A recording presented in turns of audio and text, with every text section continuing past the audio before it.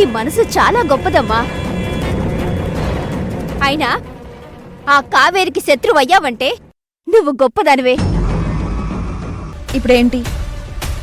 రేపు ఆ కావేరి సత్యనారాయణ స్వామి వ్రతంలో కూర్చోకూడదు, అంతే కదా? అవును. ఆ సంగతి నేను చూసుకుంటాను. నన్ను నమ్ముకుని వచ్చావు కదా, నీ అంచనాల్ని ఏమాత్రం తగ్గించకుండా కావేరిని చావు దెబ్బ కొడతాను. ఇక నువ్వు వెళ్ళు. చీర చాలా బాగుందమ్మా, వస్తాను.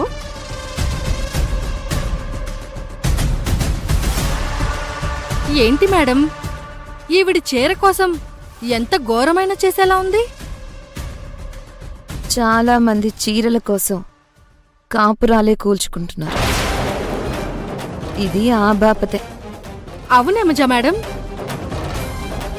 రేపు ఆ కావేరి వ్రతంలో కూర్చోకుండా మీరు ఎలా ప్లాన్ చేస్తారు?